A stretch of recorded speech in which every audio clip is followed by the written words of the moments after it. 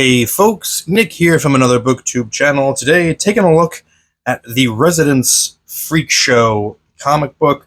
This caught my eye. My local shop had this like just kind of standing up outside of a short box, and I saw the cover and I said, "Ooh, that's a Charles Burns cover. I like Charles Burns. I'm gonna buy that."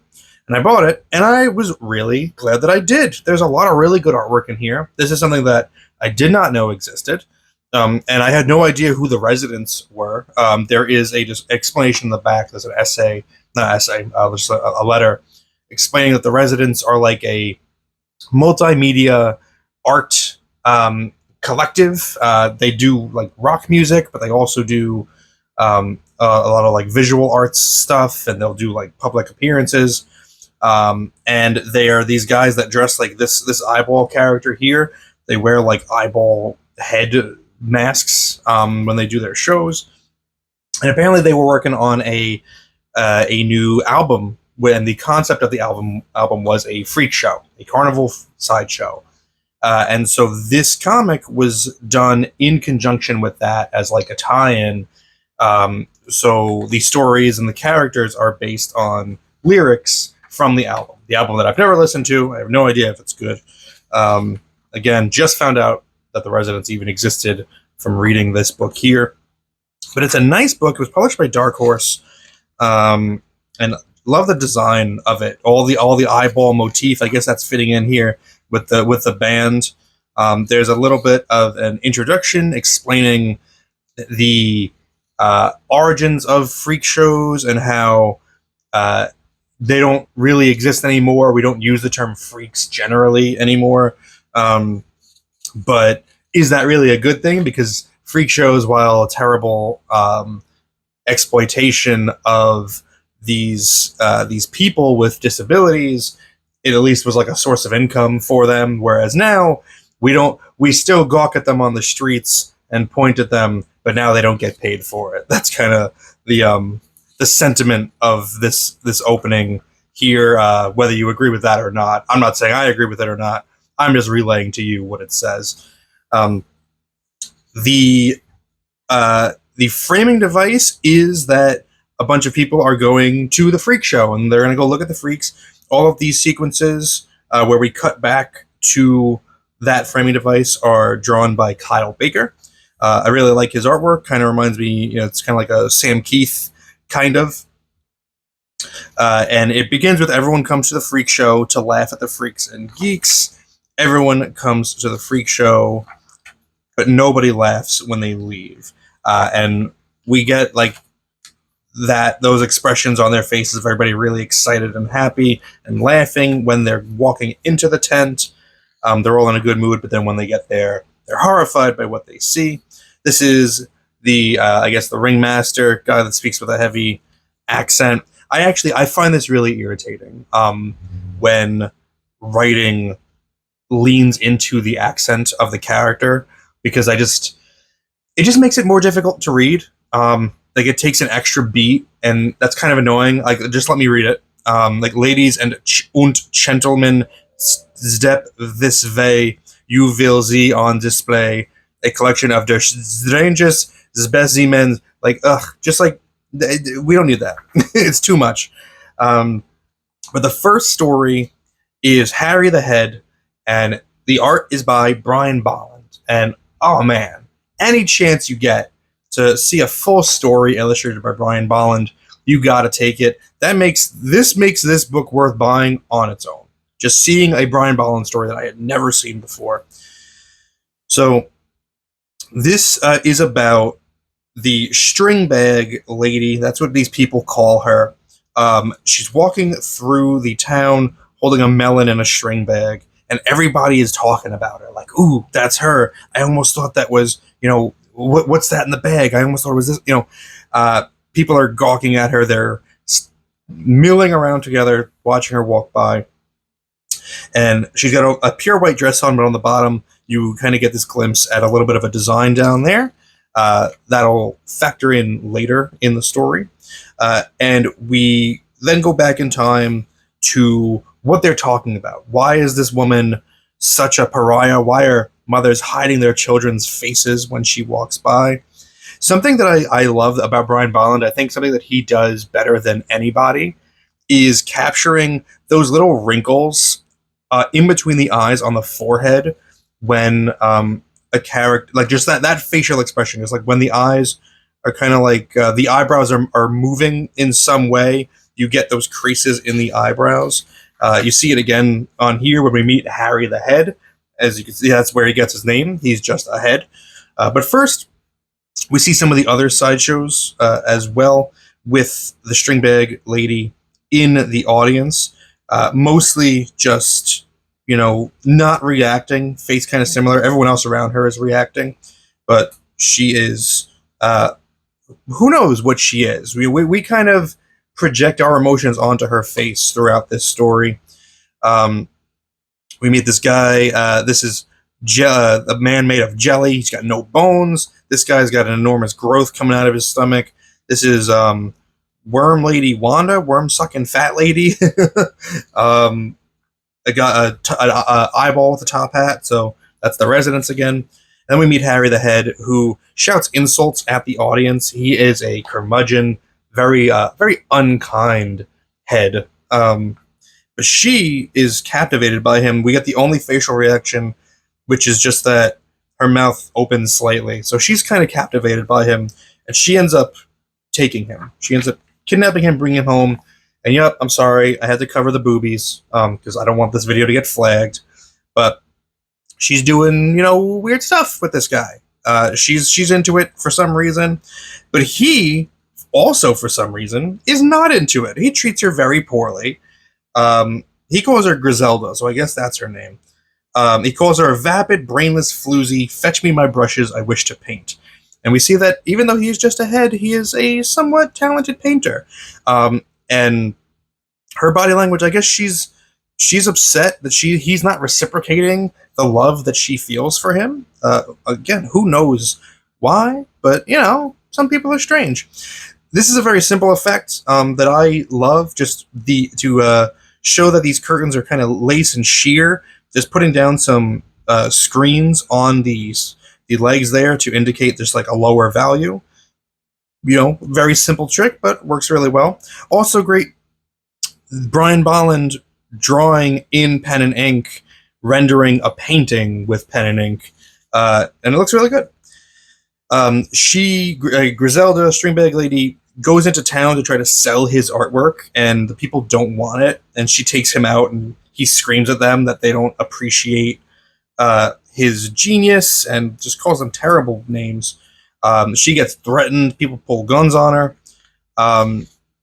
but she persists, she brings him home, and he is just getting worse and worse, shouting at her terrible insults. She eventually snaps and smacks him off his mannequin here, and that makes him realize the error of his ways, and he tries to be contrite and apologize to her. So he rolls on over to his paintbrush and he paints an angel on the bottom of her dress. He's drawn it all around her dress, but she's not responsive, and it's kind of left open-ended what happens to him. There's rumors that she left him to starve to death, that she just walked out on him. Some people say that he's still just pickled in a jar and somewhere out in the bayou. What she actually has in this story, carrying in her string bag, is just a melon, and the last panel is of her, just like she was with him, naked on the bed with the melon in her arms, and an interesting look on her face. Again, she looks almost like scared, nervous. It's those little lines in between the eyes on the forehead. What does it mean? Is she trying to, rekindle what she felt when she first brought him home? What is her goal? Interesting story. Very interesting. Worth this book on its own. And we cut back to our ringmaster, where he's introducing Jello Jack, the boneless boy.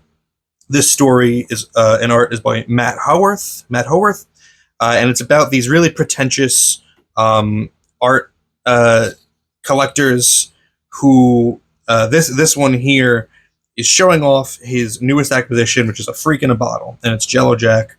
just trapped in a bottle.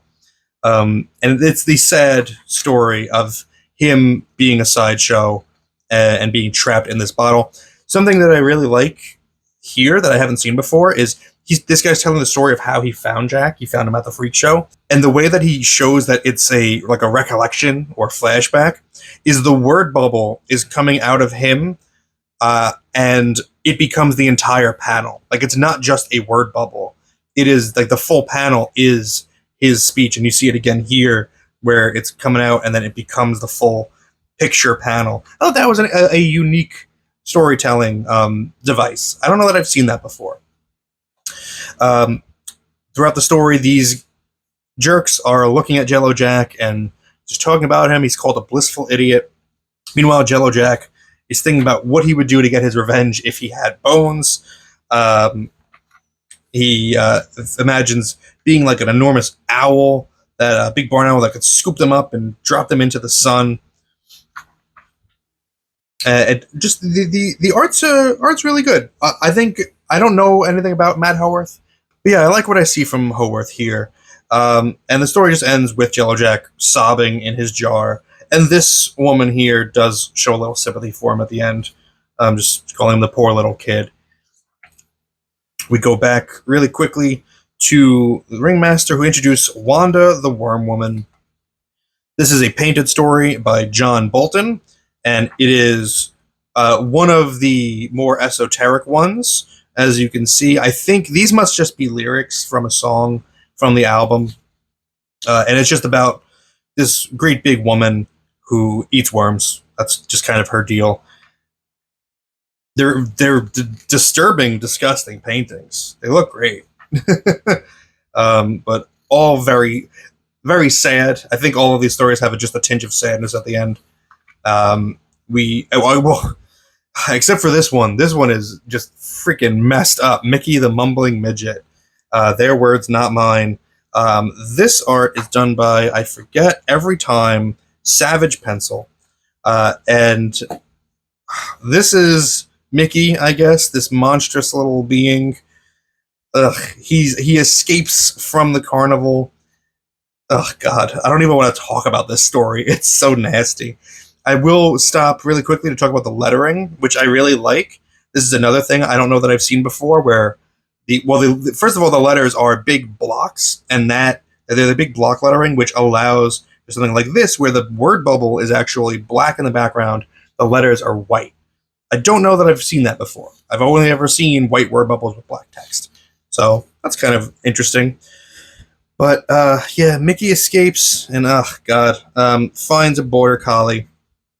And he, I mean, if you can make out, I mean, what happens here, there's a lot of lines, there's a lot of curves, a lot of squiggles.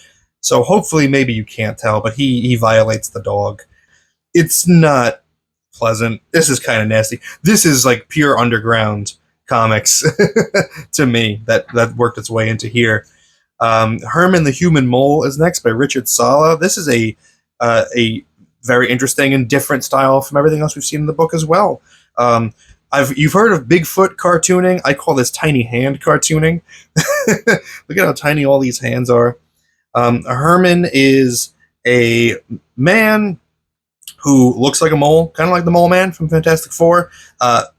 Albino, very sensitive to light, works a night shift somewhere, and his co-workers that he thinks are his friends, they're having an affair together. Both of them are married, but they're having an affair together. They end up using Herman for his house to kind of hook up on their break. He doesn't put that together initially, though. He just thinks that they're all hanging out and being friends. But one day, the woman's husband has followed them back there. He attacks Herman and goes into the house and attacks his wife, kills his wife, and attacks the lover. This is such like a cartoon thing. Like everything is super curved. Like the world is just as though the globe is like only the size of this. You know, even the room just globular. The guy isn't dead though. He picks up the knife, stabs the husband, and Herman realizes that he's just being used by this guy. This guy's saying, "I have a wife and kids. They can't find out I was here. You'll take the blame, right, Herman? Let's get out of here. You got to get me out of here. So they go driving, but the sun comes up as they're driving. Herman can't see in the sun, so he crashes off a cliff, ends up killing the other guy too. Stays in the wilderness, stays in hiding, and he's found by the people that run the circus. They give him a job in the freak show. He lets his hair grow out. He looks like a real mole, but he's got piano skills, so he plays piano for folks. Interesting story. Benny the Bump. This is by Pornographics, and even though it's kind of Charles Burns-ish, I don't love the style of this one. This one is probably the least visually appealing to me. I think the storytelling is a little clunky. I think it can be hard to tell what's going on a lot of the time. But this guy has this enormous tumor on his stomach. Yeah, I don't know. It's for somebody. Something like this looks a lot like Charles Burns to me, but I don't know. There's something about it that just doesn't work for me. He joins the freak show to show off his bump, and it ends with him in his trailer. Every night he goes back and he looks at women's wrestling magazines, and he imagines, I guess, just falling in love with a female wrestler. It's good. I mean, the art's good. It's just not, I don't know. Something about it is off to me. Doesn't appeal to me personally. And we have the story Lily. This is by Dave McKean. Dave McKean's always interesting to look at. Just trying to figure out how he got this onto the page. Like, what did he actually do? Like, what is any of this? Because he's a true mixed media artist. Photography, painting, pen and ink, sculpture, so who knows what any of this actually is in real life. This one, you can see that there is a picture cutout. So Lily, we can't even see what Lily really looks like. But Lily's looking out on the crowd, and she sees a space in the crowd, and you can see that it's cut out. You can see the lines where the razor cut, and it's just kind of a very feeling-driven, emotion-driven story about just this person that they see in the crowd that's just exuding light. Really, the art is the draw here, and just trying to figure out what Dave McKean did to get this story onto the page.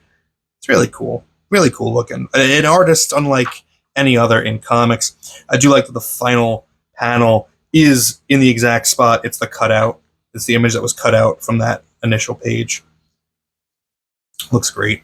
And that's the final story. And we close again with everyone somber. Everyone comes to the freak show. Well, for the ringmaster, who had so much to say previously, after that, just turns his back and walks off in silence, which I think is a really powerful image. Everyone comes to the freak show to laugh the freaks and geeks. Everyone comes to the freak show, but nobody laughs when they leave. And we're seeing that example here. Everyone just wide-eyed and terrified of what they saw. And that's it. Residence, the freak show, Dark Horse Comics. This is cool. If you could find it and you like underground comic art, I think this is going to be your jam. You should definitely check this out. Let me know if you have this, and if there's anything cool that I missed while going through it. Thank you very much for spending some time with me today, but now it's time to get back to reading.